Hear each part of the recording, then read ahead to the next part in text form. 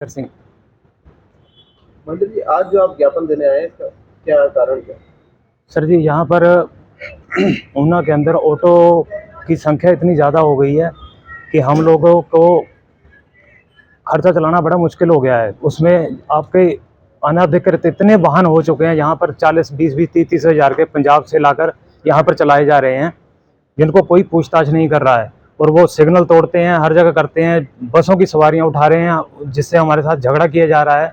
और यहाँ के जितने भी हमारे स्थानीय अधिकृत वाहन हैं उनको बहुत ज़्यादा परेशानी हो रही है, क्योंकि हमें ना तो इतनी सवारी मिल पा रही हैं और ऑटो की संख्या तो इतनी ज़्यादा हो चुकी है कि यहाँ पर सवारियाँ उतनी है ही नहीं। चलान भी तो जो पंजाब के आप बता रहे हैं वो यहाँ रजिस्टर्ड है? नहीं सर जी, 2 नंबर में आ रहे हैं और कोई नंबर प्लेटें नहीं है उनकी, यानी बिल्कुल ऐसे चला रहे हैं वो जैसे यहाँ कोई रोक टोक उनको करेगा ही नहीं। इससे पहले आप पुलिस से मिले इस बारे में? सर जी, पहले भी कई बार एप्लीकेशनें दे चुके हैं, लेकिन अभी तक कोई कार्रवाई हुई नहीं है। अभी आप क्या मांग करते हैं? सर जी, हमें ये है कि जितने भी अनाधिकृत यहाँ पर वाहन पैसेंजर ऑटो चल रहे हैं उनको बंद किया जाए और नई परमिशनें जो हैं उनको पूर्ण प्रतिबंध करके आगे 5 साल तक रोका जाए, ताकि हम लोग कम से कम अपना लोन क्लियर कर सकें। हमें यानी 150-200 का भी काम हमारा दिन में नहीं निकल पा रहा है। अगर इस बार भी कार्रवाई नहीं हुई तो अगला कदम क्या रहेगा?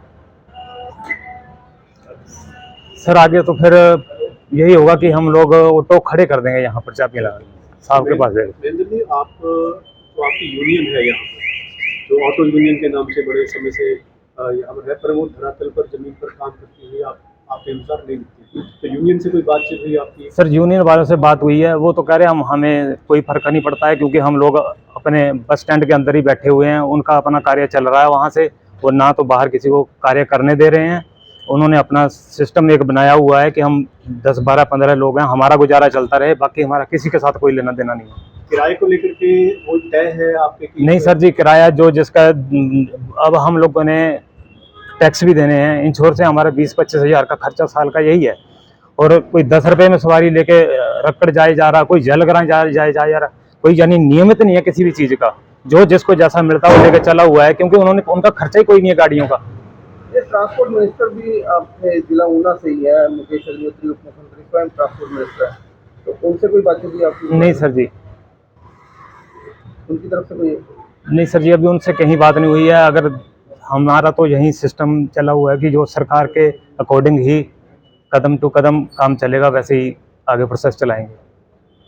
क्या कहना चाहेंगे? नाम सतीश कुमार है जी मेरा। बस सिर्फ इस दिक्कत करके इत्थे आए हैं जी।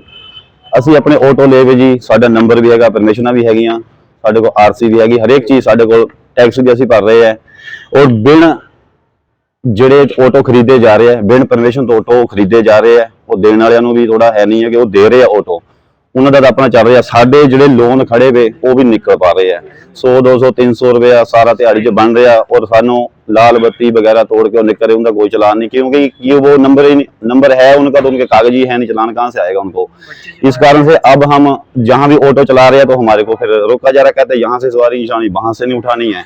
इसलिए हम ये चाहते हैं कि हमारे को पहले भी हमने दी थी एप्लीकेशन, उसका कोई रिजल्ट नहीं हमारे को मिला, और अब जो बात नहीं हमारी सुनाई हुई तो हम अपने ऑटो यहाँ पे खड़े कर देंगे और चाबियाँ एसपी साहब के दफ्तर हम रख देंगे। पंजाब से आपने जो पंजाब ऑटो स्क्रैप, कुछ इस तरह के स्क्रैप ऑटो खरीद कर लाए क्या? हाँ जी, 20, 25 हज़ार में ऑटो वो खरीद के आए हैं, जो यहाँ पे वो चला रहे हैं, जिन बंदों को कभी हमने जिंदगी में ऊना में अपने गाँव में देखा ही नहीं है, वो भी बंदे हमारे को तरह तरह के दिख रहे हैं कि ये कहाँ का है बंदा, कहाँ से आ रहा है, कहाँ ऑटो चला रहा है। तो उसको भी जो हम बोले उसको तो कहता हम भी खाना खाएंगे। तो भाई नंबरी वाली गाड़ी लो ना, जो इलेक्ट्रॉनिक, जो सरकार ने इलेक्ट्रॉनिक गाड़ियां चलाई है, अच्छी गाड़ियां चलाई है, वो खरीदो, चलाओ, नंबर लाओ, परमिशन मिल गई तो आपको तो गाड़ी लेके आओ। बिन परमिशन से ही जो कंपनी वाले कुछ भी यहाँ पे डीलर बैठे हैं वो बिन परमिशन से ही गाड़ियां दे रहे हैं। इसका कारण ये है कि हमारे को इंसाफ दिया जाए।